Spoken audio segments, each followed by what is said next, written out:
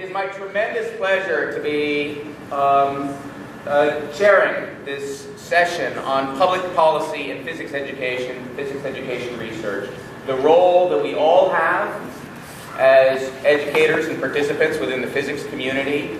As I've said increasingly in my public discourse, I am so proud to be a physicist because we are the ones who are engaged and making a difference. We are stepping forward. We are having policy sessions within our disciplinary society to talk about education, to say that that's not something that we do after hours only at the bar, but rather right here and right now is the mainstay about what it is,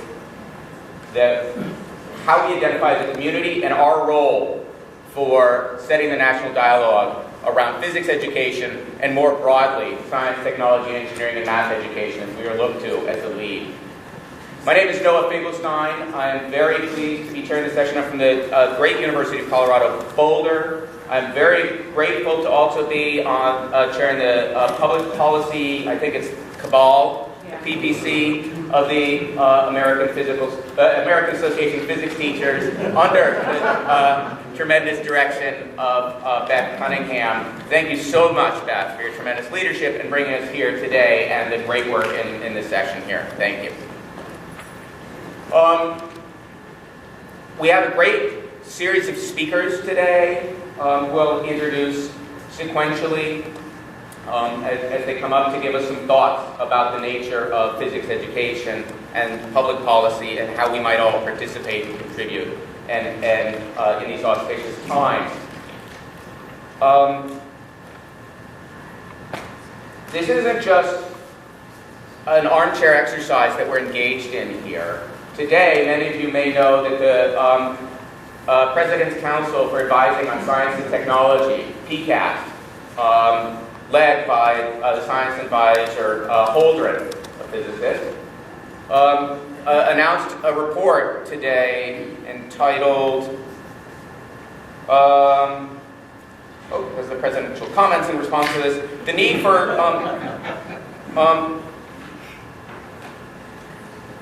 entitled, Engaged to Excel, Producing 1 Million Additional College Graduates with Degrees in Science, Technology, Engineering, and Mathematics. This is a report to the President that arrived today and was released several hours ago on their website, citing 5 major recommendations in undergraduate STEM education. Number 1, catalyzing the widespread implementation and adoption of empirically validated teaching practices. That's what we do.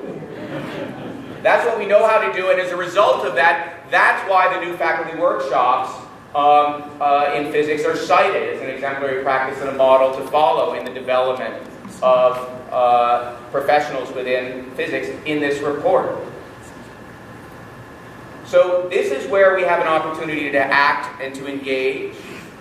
Very provocative to me is recommendation number 2, which we should respond to advocate, and the recommendation is to advocate and provide support for replacing standard laboratory courses with discovery-based research courses. This is also something that we know how to do, and if we don't do it, who knows what might be done. Anyway, this, among many, many moves right now, suggests that the work that we are engaged in as a community is hugely important and never been more timely.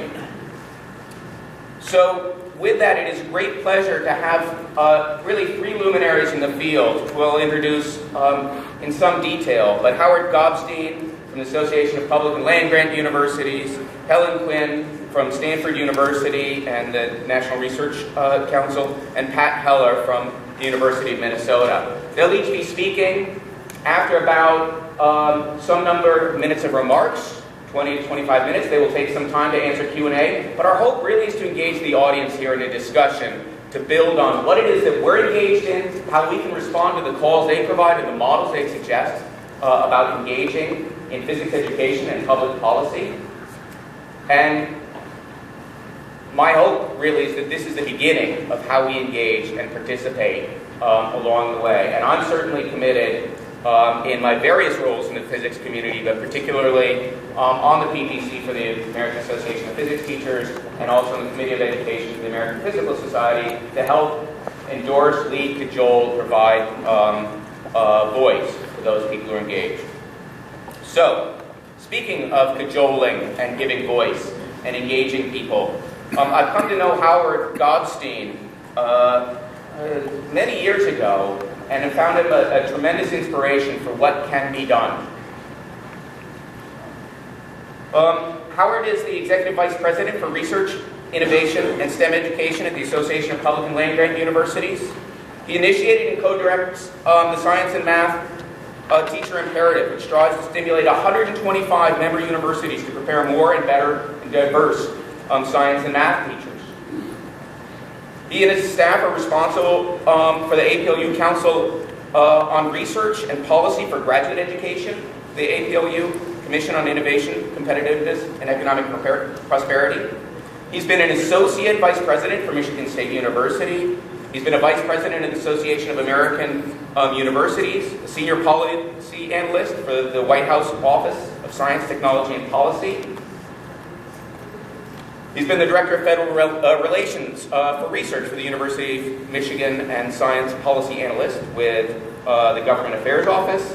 And finally, of his many accolades, he's a Fellow of the American Association for the Advancement of Science and selected as Outstanding Alumni of Purdue's School of Engineering Education for 2010, and I'm very proud to adopt him as a physicist. Please join me in welcoming Howard Gobstein.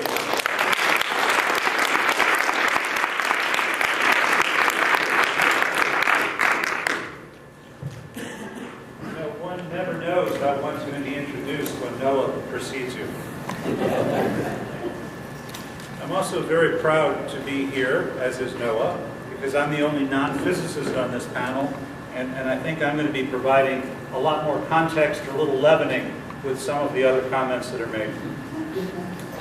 What I want to do is I want to say a little about sort of the overall context in which we're operating, in which you're operating as physicists, as physics teachers, as physics educators.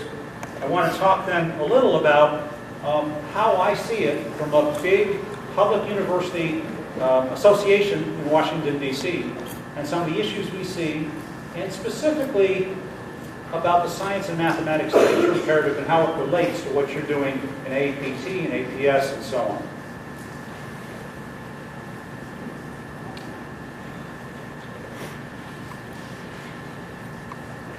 Alan Blinder, who some of you might remember was a head of the Council of Economic Advisors for a prior president, likes to talk about the transition going on in our economy in 3 stages.